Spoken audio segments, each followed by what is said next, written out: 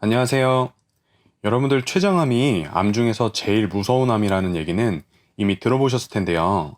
실제로 얼마나 위험한 암인지는 감이 잘 안 오실 겁니다. 우리나라 통계에 따르면 췌장암으로 진단이 된 날로부터 5년 동안 살아있을 확률이 불과 10% 조금 넘는다고 합니다. 이 얘기를 거꾸로 말하면 췌장암으로 진단이 된 10명 중 9명은 5년 이내에 사망한다는 얘기입니다. 더 직설적으로 얘기하면 만약 오늘 여러분이 췌장암으로 진단이 되셨다면 90%의 확률로 여러분은 5년 이내에 사망을 하게 됩니다. 애플의 CEO였던 스티브 잡스, 배우 김영애님, 그리고 최근 이슈가 되고 있는 2002년 월드컵 4강 신화의 주역 유상철 감독까지 모두 췌장암으로 돌아가셨습니다. 췌장암은 진단이 매우 어렵기 때문에 여러분들 생활 속에서 나타나는 몸의 변화를 잘 관찰하셨다가 정기적인 건강검진으로 대비를 하시는 게 정말 중요합니다. 췌장암에 걸렸을 때 나타나는 대표적인 증상들을 설명을 드려볼게요. 첫 번째로 당연한 얘기겠지만 복부 통증이 나타납니다. 복부 통증은 급체에서도 나타날 정도로 흔하기 때문에 소화불량과 같은 위장장애 정도로 오인하고 그냥 넘어가기가 쉬운데요. 명치 쪽에서 뻐근하게 아픈 분통이 나타나다가 등 쪽으로 퍼져서 통증이 나타난다면 췌장암일 가능성이 있습니다.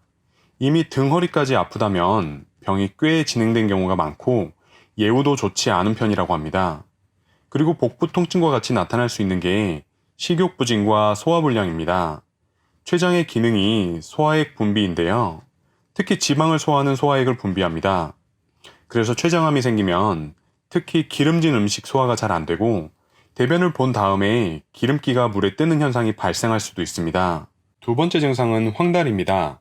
췌장에 생긴 종양이 담즙이 이동하는 담관을 폐쇄시키기 때문에 나타나는 증상인데요.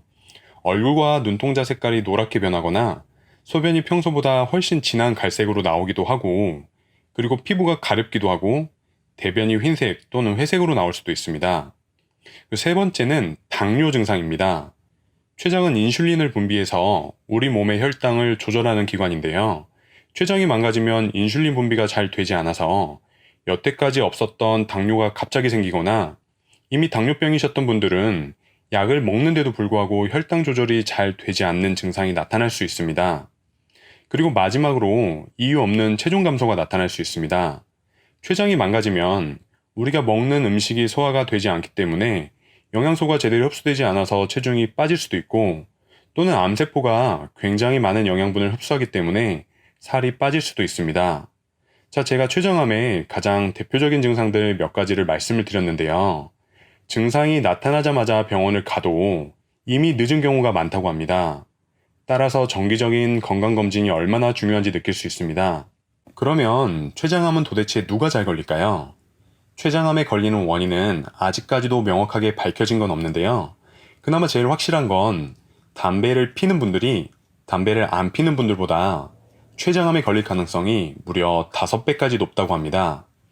혹시 지금 이 영상을 시청하시는 분들 중에서 내가 담배를 핀다라고 하시면 물론 다 췌장암에 걸리는 건 아니지만 어쨌건 안 피는 사람보다는 내가 췌장암에 걸릴 확률이 무려 5배까지 높다라고 생각하시면 됩니다.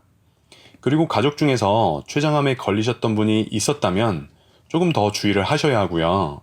췌장에 염증이 발생했던 적이 있던 분들도 주의를 하셔야 합니다. 췌장암을 예방할 수 있는 영양제 이런 걸 추천해드린다는 건 사실 좀 거짓말인 것 같고요.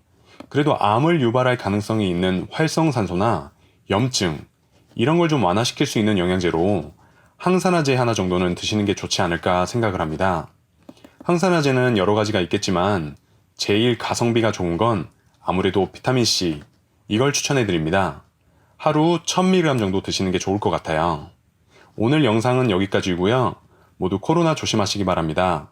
감사합니다.